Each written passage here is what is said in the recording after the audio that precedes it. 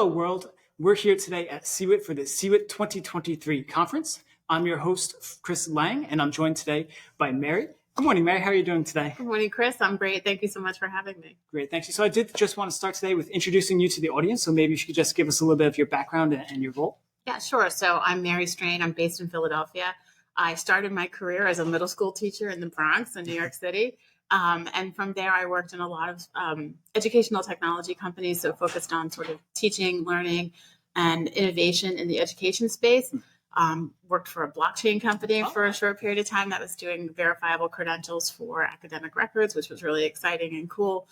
And then found my way to AWS, where I lead our artificial intelligence and machine learning go-to-market strategy for education and public sector. Oh, that's awesome. And I'm really excited. The energy is palpable today here at C 2023. So the conference is really focused on building a healthier, safer, and more sustainable future. So just in your own words, how would you define, what does that future look like? Now, I'm glad that that's a focus of the conference. And I think it really does help infuse technologists in particular with sort of a sense of mission and purpose around supporting projects that support a future that we can all live in. Yes. So I like we saw some presentations about sustainability and efforts and research around there. And I think one of the things that we can do is think about how we use technology to advance those capabilities. So how do we use artificial intelligence and particularly generative AI in a way that is not climate damaging, which is a big deal because compute resources burn a lot of energy. AWS is super proud of our effort to, be climate neutral by 2030, and the work that we're doing around sort of,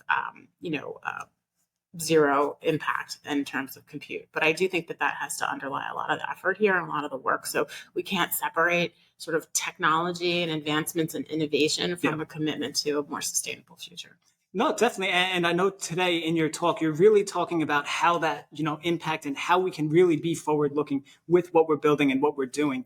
So I would just also now ask, so for students or workers or anyone who's, interested in getting involved with that type of technology, all these different machine learning resources, what kind of advice would you have someone if, maybe they're still an undergraduate or if they're looking to totally different career paths and transitioning, what kind of advice would you have for someone who's interested in getting involved in building that bigger, better, and beautiful future?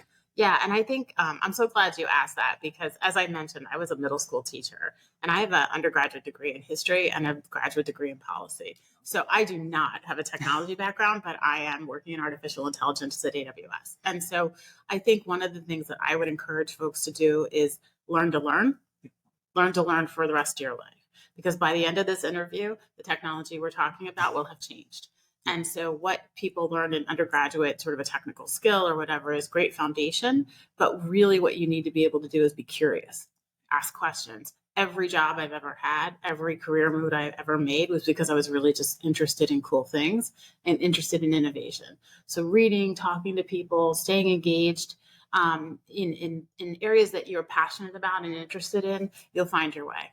Yeah, no, I think that's such a great point. Really just having that perspective and really just trying to, as much as you can, always be open to new technologies, taking a look at that landscape and seeing what is out there and what is really kind of shaping the world and just having that, mentality of, I want to be involved in this, I want to learn and always take that approach of like, even if you are an expert in your field, there's always someone you can talk to and other ways that you can grow together and work on these different things. Yeah, so I know, I just want to say, never let sort of what your perceived lack of technical skill prevent you from going after a position, a role, an experience. Because I often find that there are a lot of people with a lot of technical skills that can't communicate, a lot of people with a lot of technical skills that can't sort of have a vision for products.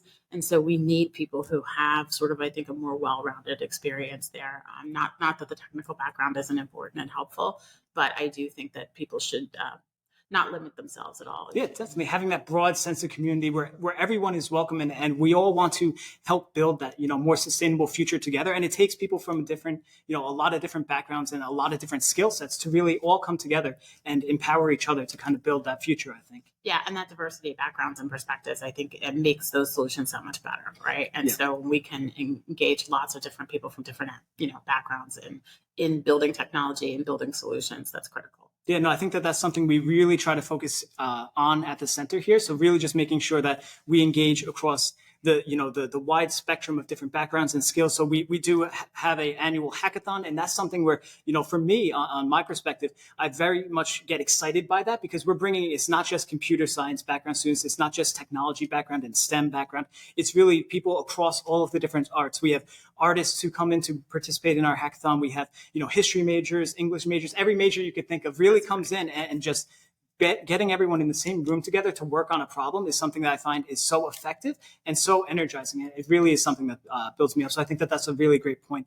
And now for the question that I think that, it's on all of our minds right now. So ChatGPT and machine learning, all these different technologies that have kind of entered our collective consciousness. I was just wondering, from your perspective and with your background in machine learning and these things, how has that impacted your day to day? How do you think that has, really kind of permeated into the collective consciousness? And what should we know really about that? I think we are at the infancy of what the capabilities are of this technology. I think it's utterly transformative. Wow. Utterly. And I think that we need to be thinking about how we exist in our work, in our school, in our day-to-day lives with essentially a co-creator of knowledge. This idea that all of the undifferentiated work that we potentially don't want to do can be done by technology, whether it's everything from scheduling, and we already know ordering groceries, or, having access to information at a very, very, very large scale. And I think, there is a lot of attention, especially at the university level, on sort of the concerns around generative capabilities and generative AI and scholarship and plagiarism, things like Definitely. that. We need to get over it. We can't police it. We need to be able to use it. So what I think of when I think of, generative AI in a classroom, especially, if a student is generating a response to an essay and you're confused as to whether it's AI generated or student generated, there's something wrong with your assignment, right? You need to be thinking about how do we help students deconstruct generative AI conversations, how they fact check, how they look at it as an exemplar to help build and better and create new. It's only generating content that already exists, right? Yeah. So we need to be able to continue to generate content that doesn't exist, and that's going to be a human capability. Yeah, and I think that, very much so, making sure that we're using the technology to enable and accelerate our lives, where we have they're out in the world, these different machine learning technologies, and how can we embrace that and really kind of bring that into what we're doing, right? Yeah. I think the administrative work and the some of the work that we're doing now, people are overwhelmed anyway. Nobody's sitting there saying, I don't have enough work to do. Mm-hmm. But we have to say, what do you want to stop doing? Right? Nobody goes to work, saying, I don't really want to do the core part of my job that's engaging customers or engaging students or engaging people. That part of the work is typically what people are engaged in. Right. They don't want to take attendance. They don't want to fill out forms. They don't want to process data.